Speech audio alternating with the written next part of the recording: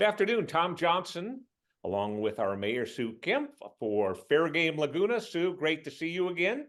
Great to see you, Tom. We've got a long Labor Day weekend ahead of us. Right. Excited about that. Everybody except for elected officials and journalists get a long weekend. And I think you reminded me, don't forget about our public safety people. Right. So Right. all of us, but Laguna Beach will be cooking in more ways than one. But the hottest ticket around town, maybe this last week, was the Insurance and Wildfire Town Hall meeting. Bring me up Right. to. So we had that on Tuesday. I want to thank Cassie Walder for helping us put that together. Yeah, so Bob Whalen and I are working together on, getting the word out on fire insurance in town. So to that end, we invited someone from the fire insurance or from the state insurance commissioner's office. And we had our chief Nico King, and we had people register in advance, and we had a full house. And, when I see a full house, it makes me understand even more acutely that these are the kind of things people are really concerned with, because we don't get a packed house all that often in the council chambers. So I think it went really well. We had, I think, a lot of good information provided to us. So the bottom line with the insurance form, and we're going to put on my mayor newsletter, we're going to put the full video so people can see if they weren't able to attend, because it was from 4 to 5, so it might have been early for some people. But so that'll be available. But really, the gist of it is that they're kind of the insurance commissioner's office doing some really good work. We're kind of still in the middle of it, where they're sorting it all out with the insurance companies, but they're using what they call sustainable insurance and strategy, where they're trying to get a commitment from all the companies to cover 85% of our statewide market for fire insurance, especially in high risk regions. So, and they want to get people off the FAIR plan. The FAIR plan is actually not a government program. People think it's the state of California. It's not. It's the board of directors, basically, or the board is our insurance companies. So one of the things that we can do as homeowners is, they talked about creating fire safe communities. And that doesn't mean all of Laguna. I mean, it can mean all of Laguna, but on more of a micro scale, the idea is the insurance companies are doing this catastrophic modeling. So they'll be able to look at, so let's say I'm trying to get insurance and I've been dropped. So and I want to apply. So there'll be satellite imaging where they can actually look down at your house and see what mitigation measures you've taken on your house. And as the insurance company kind of right sizes itself, you'll be eligible perhaps for discounts for that. And if more of your neighbors do that as well, they consider that, let's say you have, I don't know, 7 or 8 neighbors, they consider that a fire safe community. And so that benefits everybody. So it's a way kind of organically to get people to, take care of their own properties for the good of not only a single resident, for all of us. And also, I think they're going to, and we did, we spent $23 million since 2019 on fire safety, fire mitigation. That was the program that Bob Whalen and I brought forward.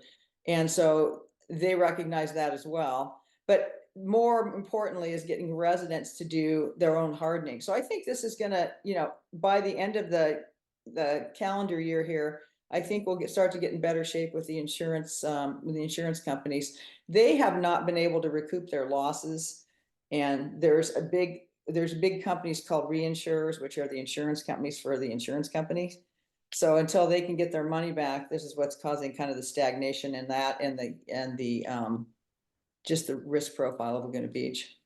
Okay, so you mentioned risk profiles and things like that. Is Laguna Beach a high risk or a low risk community as a whole? Yeah, so 90% of Laguna Beach is in the high fire zone category, and that came from CAL FIRE a number of years ago. So there is no low risk fire in Laguna Beach, and that's why we're having problems with fire insurance. I mean, it's very, very clear. And we had, in 2022, I happened to be the mayor then too. We had 2 fires that year. One was the Emerald Fire, and then a few months later, the Coastal Fire. And in both of those instances, if we hadn't had onshore winds, we would have had a very significant problem in our community, but we didn't. And we got a lot of mutual aid and all that kind of thing, but we're not a low risk community. I mean, anybody who thinks we are, or states that we are, completely incorrect. Okay. Now, I think we're going to get on the right track, and we're going to let people know as we get more information. We're going to get that out to the community. perfect. Now, kind of switching gears a little, I started off by saying this is Labor Day weekend. I Right. know we're looking at a long-term plan of mitigating visitor impacts.